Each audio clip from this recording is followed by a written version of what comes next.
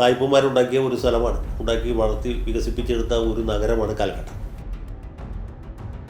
കാൽക്കട്ടയ്ക്ക് യാതൊരു മാറ്റമില്ല. ഇടിഞ്ഞു പൊളിഞ്ഞ് ഇപ്പോൾ നമ്മുടെ തലയിൽ വീഴും എന്ന് തോന്നിപ്പിക്കുന്ന കെട്ടിടങ്ങൾ നിരവധിയാണ്. 1979 78 പ്ലീനം നടന്ന സ്ഥലമാണ്. അതാണ് ചരിത്രത്തിൽ സാൽക്കയുടെ പ്രാധാന്യം. ഈ സാൽക്കയിൽ ചെന്നപ്പോൾ അവിടെ അത്ര അധികമൊന്നുമില്ല, ഒരു 10-15 ചെങ്കൊടികൾ കാണപ്പെടും. ആ ചെങ്കൊടികളുടെ പ്രത്യേകത അതിൽ അരിവാൾ ചുറ്റിയ മാത്രം, നക്ഷത്രമില്ല. ഈ മുരടിപ്പാണ് കാൽക്കട്ടയുടെ മുഖമുദ്ര. CPM-കാർ ഭരിച്ചുകൊണ്ടാണ് കാൽക്കട്ട തകർന്നു പോയെന്ന് പറയുന്നവരുണ്ട്. അങ്ങനെയല്ല. 190 കൊല്ലം ബ്രിട്ടീഷുകാർ ഭരിച്ചു. അത് കഴിഞ്ഞ് 40 കൊല്ലം കോൺഗ്രസ്സുകാർ ഭരിച്ചു. 35 കൊല്ലം CPM-കാർ ഭരിച്ചു. ഇപ്പോൾ 15 കൊല്ലമായിട്ട് മമതാ ബാനർജി ഭരിക്കുക. ആര് ഭരിച്ചാലും കോരന് കഞ്ഞി കുമ്പിളിൽ തന്നെ എന്നുള്ളതാണ് കാൽക്കട്ട മുന്നോട്ട് വയ്ക്കുന്ന ആ ഒരു സുവിശേഷം.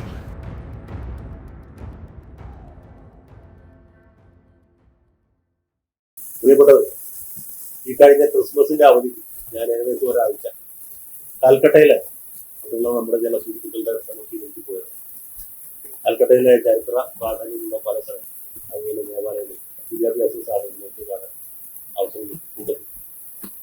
ബോൽപൂരിലുള്ള ശാന്തി നിലയങ്ങളിൽ പോകാൻ. അത് ഈ പോകുന്ന സ്ഥലങ്ങളെ കുറിച്ചുള്ള യാത്രാ വിവരമല്ല ഇവിടെ ഉദ്ദേശിക്കുന്നത്. അവിടെ നമ്മൾ കണ്ടത് കേട്ടതുമായ ചില രാഷ്ട്രീയവും സാമൂഹികവുമായിട്ടുള്ള സ്ഥിതിഗതികൾ യാത്രാ വിവരമായിട്ട് ആരും തെറ്റിദ്ധരിക്കേണ്ടതില്ല. ഞാൻ ഇഷ്ടപ്പെട്ടേക്കാട്ട് സക്കറിയൊന്നും അല്ലാതെ യാത്ര വിവരം എഴുതാൻ അത് പറയാനൊന്നും കേൾക്കില്ല. കൽക്കട്ടയിൽ ചെന്നിറങ്ങുമ്പോൾ നമ്മൾ കാണുന്നു വിമാനത്താവളത്തിൽ തന്നെ നരേന്ദ്രമോദിയും മമതാ ബാനർജിയൊക്കെ വർഷിക്കാം.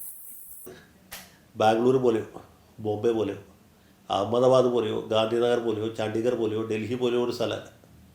ബ്രിട്ടീഷുകാരെ എവിടെ നിർത്തിയിട്ട് പോയോ അതേ നിലയിൽ നിൽക്കുന്ന ഒരു കൽക്കട്ടയാണ്.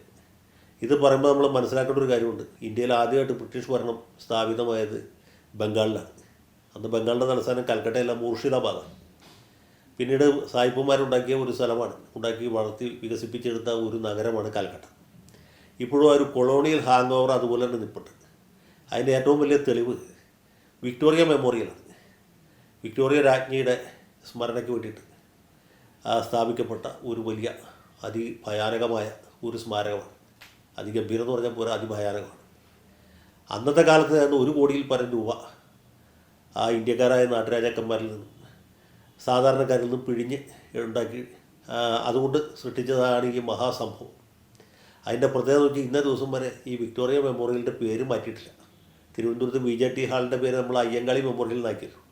അതുപോലെ മാറ്റിയിട്ടില്ല. ഇപ്പോഴും വിക്ടോറിയ മെമ്മോറിയലായിട്ട് നിൽക്കുന്നു. അതിൻ്റെ ഒത്ത നടുക്ക് വിക്ടോറിയ രാജ്ഞി ഇടത്തേക്കാൽ മുന്നോട്ട് വെച്ച് നിൽക്കുന്ന ഒരു ഗംഭീരമായ പ്രതിമയുണ്ട്. അതും പോട്ടെ എന്ന് വയ്ക്കാം. അതിൻ്റെ അപ്പുറത്ത് ഈ കെട്ടിടത്തിൻ്റെ മുറ്റത്ത് ഇന്ത്യക്കാരെ ഏറ്റവും അധികം വെറുത്ത വെറുക്കപ്പെട്ട കഴ്സൺ പ്രഭുവിൻ്റെ അതേപാട് ബംഗാൾ വിഭജിച്ച് ബംഗാളികളുടെയും കണ്ണിലെ കരടായി മാറിയ ലോർഡ് കഴ്സൻ്റെ ഒരു പ്രതിമ അതീവ ഗാംഭീര്യത്തോടെ നിൽപ്പുണ്ട്. അതും അവരെടുത്ത് മാറ്റിയിട്ടില്ല. അതിപ്പോഴൊരു കൊളോണിയൽ ബിൽഡിങ്ങായിട്ട് നിൽക്കുന്നു. കഴ്സനെ കൂടാതെ മറ്റ് പല പ്രമാണിമാരുടെ ക്ലൈവിൻ്റെ അടക്കം പ്രതിമകൾ ആ കെട്ടിടത്തിനകത്തും പുറത്തുമായിട്ട് കാണുന്നുണ്ട്. അതങ്ങനെ സംരക്ഷിത സ്മാരകമായിട്ട് നിലനിർത്തിയിരിക്കുകയാണ്. അത് പൊളിക്കുകയാണെന്നല്ല ഞാൻ പറഞ്ഞു. ഇപ്പോഴും അതേ രൂപത്തിൽ നിലനിർത്തിയിരിക്കുന്നു. പിന്നെ ഒരു കാര്യമുണ്ട്, അതിൻ്റെ ഒരു ഭാഗത്ത് ഈ ലോകമാന്യ തിലകൻ്റെയും സുഭാഷ് ചന്ദ്രബോസിൻ്റെയും മഹാത്മാഗാന്ധിയുടെയും നെഹ്റുവിൻ്റെയൊക്കെ ചിത്രങ്ങൾ വെച്ചിട്ടുണ്ട്. അത്രത്തോളം അത് ഇന്ത്യൻ ആയിട്ടുണ്ട് എന്ന് വേണമെങ്കിൽ നമുക്ക് പറയാം. പിന്നെ എല്ലാ ദിവസവും വൈകുന്നേരം അവിടെ ഒരു ലൈറ്റ് ആൻഡ് സൗണ്ട് ഷോ ഉണ്ട്. അത് പ്രധാനമായിട്ടും സുഭാഷ് ചന്ദ്രബോസിനെ കേന്ദ്രീകരിച്ചാണ്. ഇന്ത്യയുടെ സ്വാതന്ത്ര്യത്തിന് വേണ്ടി സുഭാഷ് ചന്ദ്രബോസും അതുപോലെ നമ്മുടെ CR ദാസും ഒക്കെ നടത്തിയ വലിയ സമരം, ജയിൽവാസം, അങ്ങനെയുള്ള സംഭവങ്ങളൊക്കെ നമുക്ക് വൈകുന്നേരം ലൈറ്റ് ആൻഡ് സൗണ്ട് ഷോ ആയിട്ട് കാണാം. അതൊഴിച്ചാൽ ഇപ്പോഴും ഇതൊരു കൊളോണിയൽ ബിൽഡിങ്ങായിട്ട് നിലനിൽക്കും. മറ്റെല്ലാ രംഗത്തും ഈ കാൽക്കട്ടയ്ക്ക് യാതൊരു മാറ്റമില്ല. ഇടിഞ്ഞു പൊളിഞ്ഞ് ഇപ്പോൾ നമ്മുടെ തലയിൽ വീഴും എന്ന് തോന്നിപ്പിക്കുന്ന കെട്ടിടങ്ങൾ നിരവധിയാണ്. അവിടെ ട്രാം എന്ന് പറഞ്ഞൊരു സംവിധാനമുണ്ട്. ഇപ്പോൾ അത് നാമമാത്രമാണ്, എങ്കിലും നാമമാത്രമായിട്ട് ട്രാം സർവീസ് ഇപ്പോഴും ഉണ്ട്. ഈ വികസിത രാജ്യങ്ങളിലൊക്കെ ട്രാം ഉണ്ട്. പാരീസിലോ അതില്ലെങ്കിൽ റഷ്യയിലൊക്കെ പോയാൽ നമുക്ക് കാണാം ട്രാം സർവീസ് വളരെ പ്രധാനമാണ്. പക്ഷേ കൽക്കട്ടയിൽ ട്രാം ഇപ്പോൾ ചരിത്രത്തിൻ്റെ ഒരു കൗതുകമായിട്ട് നിലനിൽക്കുന്നു. അവിടുത്തെ ഈ പ്രൈവറ്റ് ബസ്സുകൾ കണ്ടാൽ തന്നെ ആ നഗരത്തിൻ്റെ ഒരു ദാരിദ്ര്യം മനസ്സിലാവും. അത്രയും തുരുമ്പ് പിടിച്ച നമ്മുടെ നാട്ടിലൊക്കെ ആണെങ്കിൽ പണ്ടേ കണ്ടം ചെയ്ത് പോകുന്ന പ്രൈവറ്റ് ബസ്സുകളാണ് ഉള്ളത്. മൊത്തത്തിൽ ഒരു മുരടിപ്പ് നമുക്ക് എവിടെ കാണാം. വ്യാപാര സ്ഥാപനങ്ങളിലാണെങ്കിലും വാണിജ്യ സ്ഥാപനങ്ങളിലാണെങ്കിലുമൊക്കെ ഈ മുരടിപ്പാണ് കാൽക്കട്ടയുടെ മുഖമുദ്ര. CPM-കാർ ഭരിച്ചുകൊണ്ടാണ് കാൽക്കട്ട തകർന്നു പോയെന്ന് പറയുന്നവരുണ്ട്. അങ്ങനെയല്ല. CPM-കാരുടെ ഭരണം മാറി 15 കൊല്ലം കഴിഞ്ഞു. മമതാ ബാനർജി നിറഞ്ഞ് കവിഞ്ഞ് നിൽക്കുകയാണ്. പക്ഷേ ഇപ്പോഴും യാതൊരു മാറ്റവുമില്ല. ഞാൻ അവിടുത്തെ ഒരു പള്ളിയിൽ പോയപ്പോൾ മലയാളികളുമായിട്ട് സംസാരിച്ചു. അവർ പറഞ്ഞത് കൽക്കട്ടയിൽ യാതൊരു പുരോഗതിയില്ല. അവരുടെ ഇടവകയിൽ തന്നെ വിശ്വാസികളുടെ എണ്ണം കുറഞ്ഞു. വിശ്വാസം കുറഞ്ഞുകൊണ്ടല്ല, കുടുംബങ്ങളൊക്കെ കൽക്കട്ട വിട്ട് മറ്റ് പല സ്ഥലങ്ങളിലേക്കും കുടിയേറി. ഒന്നുകിൽ യൂറോപ്പിലേക്ക് പോയി, അല്ലെങ്കിൽ ബാംഗ്ലൂർക്കോ ബോംബെയിലേക്കോ താമസം മാറ്റി. ഇനി കൽക്കട്ടയിലെ മലയാളികളുടെ എണ്ണം കുറഞ്ഞു വരും. കാരണം തൊഴിലവസരങ്ങൾ തീരെ ഇല്ലാതായി എന്നാണ്. പിന്നെ കൽക്കട്ടയിൽ നമുക്ക് കാണാൻ കഴിയുന്ന ഏറ്റവും ഹൃദയഹാരിയായ കാഴ്ച എന്ന് പറയുന്നത് എവിടെ നോക്കിയാലും മമതാ ബാനർജിയുടെ ചിത്രങ്ങളാണ്. മമതയുടെ നമ്മൾ കണ്ടിട്ടുള്ള ഗർജിക്കുന്ന മുഖമല്ല, അല്ലെങ്കിൽ ക്രൗര്യം നിറഞ്ഞ മുഖമല്ല, മറിച്ച് പുഞ്ചിരിക്കുന്ന സുസ്മേഹവദനയായ ഒരു മമതയെ നമ്മൾ സങ്കല്പിക്കുകയാണ്. ആ മമതാ ബാനർജിയുടെ ചിത്രങ്ങൾ സർക്കാർ പരസ്യങ്ങളായിട്ടും പാർട്ടി പരസ്യങ്ങളായിട്ടും സ്വകാര്യ പരസ്യങ്ങളായിട്ടും കൽക്കട്ട നഗരത്തിൽ എവിടെ നോക്കിയാലും കാണാൻ കഴിയും. ഒന്നിടവിട്ട പോസ്റ്ററുകളിൽ, ഒന്നിടവിട്ട ഫ്ലെക്സ് ബോർഡുകളിൽ അവരുടെ അനന്തരവനായ കിരീടാവകാശിയായ അഭിഷേക് ബാനർജിയെ നമുക്ക് കാണാൻ കഴിയും. ഇവർ രണ്ടുപേരും കഴിഞ്ഞാൽ പിന്നെ കാൽക്കട്ടയിൽ പോപ്പുലറായിട്ടുള്ള മൂന്നാമത്തെ ഒരാളുടെ പേര് ചോദിച്ചാൽ അത് ക്രിക്കറ്റ് കളിക്കാരൻ സൗരവ് ഗാംഗുലിയാണ്. സൗരവ് ഗാംഗുലിയെ നേരിട്ട് കാണാം, അദ്ദേഹത്തിനൊപ്പം ചായ കുടിക്കാം എന്നൊക്കെ നമ്മളെ ഉത്ബോധിപ്പിക്കുന്ന ഫ്ലെക്സ് ബോർഡുകളും നിരവധിയായിട്ട് കണ്ടു. മമതാ ബാനർജിയെ പറ്റി പറയുമ്പോൾ മലയാളികളെ നമുക്ക് അധികം പേർക്ക് അറിയാൻ പാടില്ലാത്ത ഒരു രഹസ്യം കൂടി പറയാം. മമതാ ബാനർജിക്ക് ബുദ്ധി ഉപദേശിക്കുന്നത് അവരുടെ സെക്രട്ടറി മൂവാറ്റുപുഴക്കാരനായിട്ടുള്ള PB സലീമാണ്. PB സലീം IAS. അദ്ദേഹത്തിൻ്റെ സഹോദരനാണ് പത്തനംതിട്ടയിൽ കളക്ടറായിരുന്ന PB നൂഹ് IAS. ഇദ്ദേഹം മൂവാറ്റുപുഴക്കടുത്ത് പിഴക്കപ്പള്ളി എന്ന സ്ഥലത്താണ് ഇവർ രണ്ടുപേരും വീട്. അങ്ങനെ സലീമിനെ ഒന്ന് കാണുന്നത് ഞാൻ ആഗ്രഹിച്ചെങ്കിലും സാധിച്ചില്ല മറ്റു പല തിരക്കുകൾക്കിടയിൽ. പിന്നെ ഗവർണർ ആനന്ദബോസിനെ പറ്റി പറയാതിരിക്കാൻ നിവൃത്തിയില്ലോ. ആനന്ദബോസ് അവിടെ വലിയ താരമാണ്. സുഭാഷ് ചന്ദ്രബോസ്, ശരത് ചന്ദ്രബോസ്, ജഗദീഷ് ചന്ദ്രബോസ് എന്നൊക്കെ പറയുന്ന പോലെ ആനന്ദബോസ് എന്ന പേര് തന്നെ ബംഗാളികൾക്കിടയിൽ ഒരു സ്വീകാര്യതയുണ്ട്. അദ്ദേഹം ചെന്ന ഉടനെ തന്നെ ബംഗ്ലാ ഭാഷ പഠിക്കുകയും അവരോടുള്ള ആളുകളുമായിട്ട് ഈ ബംഗ്ലായിൽ ആശയവിനിമയം നടത്താൻ തുടങ്ങുകയും ചെയ്തു. എന്ന് മാത്രമല്ല, സ്വാതന്ത്ര്യദിനത്തിനും റിപ്പബ്ലിക് ദിനത്തിനൊക്കെ റേഡിയോ പ്രഭാഷണം നടത്തുന്നത് പോലും ബംഗ്ലായിലാണ്. ബംഗാളികൾ പൊതുവെ ഭാഷാ സ്നേഹമുള്ളൊരു ഭാഷാഭിമാനം ഉള്ളവരുമാണ്. അവർ ഈ രവീന്ദ്രനാഥ് ടാഗോറിനെയും അതുപോലെ ബങ്കിം ചന്ദ്ര ചാറ്റർജിയൊക്കെ ആരാധിക്കുന്നവരാണ്.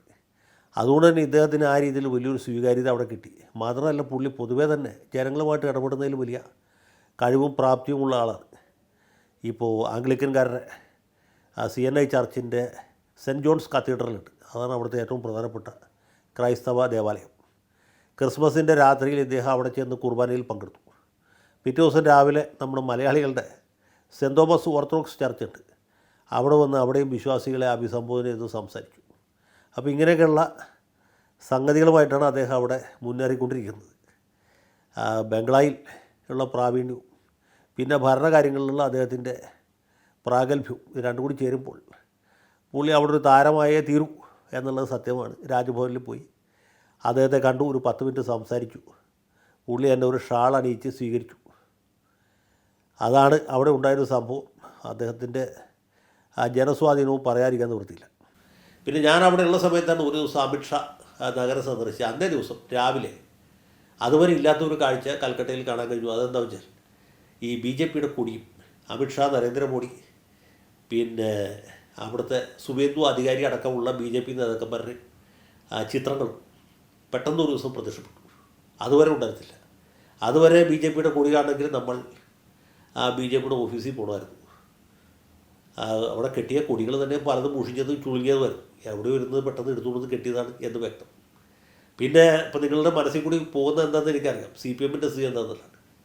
ഞാൻ കൽക്കട്ടയിൽ മുഴുവനും സഞ്ചരിക്കുമ്പോൾ എൻ്റെ കണ്ണ് തുറന്ന് പിടിച്ചിട്ടാണ് യാത്ര ചെയ്തത്. കൽക്കട്ടയിൽ മാത്രമല്ല, ബംഗാളിലെ മിക്ക സ്ഥലത്ത് പോകുമ്പോഴും ഞാൻ എൻ്റെ മനസ്സിൽ ഇതുണ്ട്. ബർദ്ധമാനിൽ പോകുമ്പോഴും ബോൽപൂരിൽ പോകുമ്പോഴൊക്കെ ഞാൻ നോക്കുന്നത് CPMൻ്റെ കൊടി എവിടെയെങ്കിലും ഉണ്ടോ എന്നുള്ളതാണ്. കൽക്കട്ട നഗരത്തിന് പുറത്ത് നഗരപ്രാന്തത്തിൽ തന്നെ സാൽക്കിയ എന്നൊരു സ്ഥലമുണ്ട്. 1979 78 CPMൻ്റെ പ്ലീനം നടന്ന സ്ഥലമാണ്. അതാണ് ചരിത്രത്തിൽ സാൽക്കിയയുടെ പ്രാധാന്യം. ഈ സാൽക്കിയയിൽ ചെന്നപ്പോൾ അവിടെ അത്ര അധികമൊന്നുമില്ല, ഒരു 10-15 ചെങ്കൊടികൾ കാണപ്പെട്ടു. ആ ചെങ്കൊടികളുടെ പ്രത്യേകത അതിൽ അരിവാൾ ചുറ്റിയ മാത്രം, നക്ഷത്രമില്ല. വലിയ വലിയ കൊടികളൊന്നുമല്ല, ചെറിയ ചെറിയ കൊടികൾ. പക്ഷേ എന്നാലും ചെങ്കൊടിയാണ്. അത് കണ്ടപ്പോൾ എനിക്കൊരു രോമാഞ്ചം ഉണ്ടായി. ഇത് CPM-ൻ്റെ ആയിരിക്കും CPI-യുടെ ആയിരിക്കും എന്ന് ഞാൻ ആലോചിച്ചു. CPM-ൻ്റെ ആകാൻ സാധ്യതയില്ല, CPI-യുടെ ആകാനും സാധ്യത കുറവാണ്. എനിക്ക് തോന്നുന്നത് SUCI-യുടെ കൂടിയായിരിക്കാനും നല്ല സാധ്യതയുണ്ട്. കാരണം SUCI-ക്കാർ കുറച്ചെങ്കിലും ഉള്ള സ്ഥലമാണ് കൽക്കട്ട. ഇത് മാത്രമല്ല, ഇവരുടെ താത്വിക ആചാര്യനും സ്ഥാപകനുമായ സഖാവ് ശിവദാസ് ഘോഷിൻ്റെ ചിത്രം ഞാൻ ഒരു ഭിത്തിയിൽ ഒട്ടിച്ചേക്ക് കണ്ടു. അപ്പോൾ മിക്കവാറും ഇത് SUCI-ക്കാരുടെ കൂടിയായിരിക്കും എന്നെനിക്ക് തോന്നുന്നു. പിന്നെ ബർദ്ധമാൻ ജില്ലയിൽ റോഡിൽ കൂടി പോകുമ്പോൾ ഒരു സ്ഥലത്ത് ചെങ്കൊടികൾ സാമാന്യമായിട്ട് ഒരു 10-15-20 ഒക്കെ കാണാൻ കഴിഞ്ഞു എന്നൊരു ചാരിതാർത്ഥ്യമുണ്ട്. ആ സ്ഥലത്ത് തന്നെ കുറേ BJP-യുടെ കൊടികൾ കാണപ്പെട്ടു. അതൊഴിച്ചാൽ ബാക്കി എല്ലായിടത്തും മമതാ ദീദി നിറഞ്ഞു നിൽക്കുകയാണ്. ഇനി കൽക്കട്ടയുടെ ഒരു പ്രത്യേകത, മനുഷ്യർ പൊതുവെ ദാരിദ്ര്യത്തിലാണ് ജീവിക്കുന്നത്. കാശുള്ള ആളുകൾക്ക് തന്നെ വലിയ കാശുള്ളതായിട്ട് തോന്നിയില്ല. അങ്ങനെ പുത്തൻ കാറുകളോ അങ്ങനെയുള്ള സംവിധാനങ്ങളോ പളവളപ്പോ വലിയ കാശിൻ്റെ ഒരു ഹുങ്കോ ഒരു സ്ഥലത്ത് കാണുന്നില്ല. അതിനേക്കാളും ശ്രദ്ധേയമായിട്ടുള്ളൊരു കാര്യം, ഈ മുസ്ലിങ്ങൾ താമസിക്കുന്ന പ്രദേശങ്ങൾ പരമദരിദ്രമാണ്. കൽക്കട്ടയിലെ മേയർ തൃണമൂൽ കോൺഗ്രസ്സുകാരനായ ഒരു മുസൽമാനാണ്. മുസ്ലിങ്ങൾക്ക് സാംസ്കാരികമായിട്ടും സാമ്പത്തികമായിട്ടും രാഷ്ട്രീയമായിട്ടും വലിയ ശക്തി ഉണ്ടായിരുന്നൊരു പ്രദേശമാണ് കൽക്കട്ട. വിഭജനത്തിന് മുമ്പ് ബംഗാളിലെ മുഖ്യമന്ത്രിമാരായിരുന്നത് ഫസലുൽ ഹക്കിനെ പോലെ, സുഹ്രവർദിയെ പോലുള്ള വലിയ വലിയ നേതാക്കന്മാരായിരുന്നു. വിഭജനത്തിന് ശേഷം പോലും കൽക്കട്ടയിലും ബംഗാളിലുമൊക്കെ മുസ്ലിങ്ങൾ വലിയ ഒരു ശക്തി തന്നെയാണ്. പക്ഷേ അവർക്ക് ഈ സാമ്പത്തികമായിട്ട് വളരെ ദരിദ്രാവസ്ഥയിലാണ്. ഒരു മുസ്ലിം പള്ളിയിൽ പോകാനുണ്ടായ അനുഭവം ഞാൻ പിന്നീട് പറയാം, മറ്റൊരു അവസരത്തിൽ പറയാം. ആളുകൾ വളരെ ദരിദ്രരാണ് എന്ന് മാത്രമല്ല, ഇത് പറയുമ്പോൾ വളരെ വേദനയോട് പറയേണ്ട ഒരു കാര്യമുണ്ട്. നിങ്ങൾ എത്ര പേര് കണ്ടിട്ടുണ്ടെന്ന് എനിക്കറിയില്ല, മനുഷ്യർ വലിക്കുന്ന റിക്ഷ ഉണ്ടാകും നമ്മുടെ നാട്ടിൽ. എനിക്കൊരു 5 വയസ്സ് 6 വയസ്സുള്ളപ്പോൾ എറണാകുളത്ത് ഈ റിക്ഷ കണ്ടിട്ടുണ്ട്. ആളുകൾ 2 പേരെ അതിൻ്റെ അകത്ത് കയറ്റിയെടുത്തും ഒരാളിത് വലിച്ചുകൊണ്ട് ഓടും. നമ്മുടെ കേശവദേവൻ്റെ ഓടയിൽ നിന്ന് എന്ന നോവലിൽ ഈ റിക്ഷ വലിക്കാരൻ്റെ ജീവിതമാണ്. റിക്ഷ വലിച്ച് ക്ഷയം പിടിച്ച പപ്പു ആണ് അതിലെ നായകൻ. ഇത് സിനിമയാക്കിയത് KS സേതുമാധവനാണ്. നമുക്കിപ്പോൾ എവിടെയെങ്കിലും യൂട്യൂബിൽ കാണാം. സത്യനാണ് റിക്ഷക്കാരനായിട്ട് അഭിനയിച്ചത്, റിക്ഷ വലിക്കുന്ന ആളായിട്ട്. അവസാനം ക്ഷയം പിടിച്ച് ചുവച്ച് ഇയാൾ എന്താണ് അനന്തതയിലേക്ക് നടന്ന് മറയുകയാണ് നോവലിൽ. ഈ റിക്ഷക്കാരെ നമുക്ക് ഇപ്പോഴും കാൽക്കട്ടയിൽ കാണാം എന്നതാണ്. അപ്പോൾ കേശവദേവ് ഇപ്പം തിരിച്ചു വരികയാണെങ്കിൽ, അദ്ദേഹം മരിച്ചുകൊണ്ട് ഒരുപാട് കാലമായി, തിരിച്ചു വരികയാണെങ്കിൽ അദ്ദേഹത്തിന് ബംഗാളിലെ റിക്ഷ വലിക്കുന്ന ആൾക്കാരെ കേന്ദ്രമാക്കിയിട്ട് ഓടയിൽ നിന്ന് പോലെ വേറൊരു നോവൽ എഴുതാം.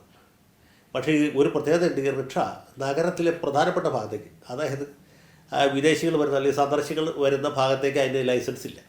നഗരപ്രാന്തങ്ങളിൽ, നഗരത്തിൻ്റെ അകത്ത് തന്നെ, സിറ്റി ലിമിറ്റ്സിൽ തന്നെ, പക്ഷേ നഗര കേന്ദ്രത്തിലേക്ക് വരാത്ത രീതിയിലാണ് ഇതിന് ഈ ലൈസൻസ് കൊടുത്തത്. സൈക്കിൾ റിക്ഷകൾ ധാരാളമായിട്ടുണ്ട്.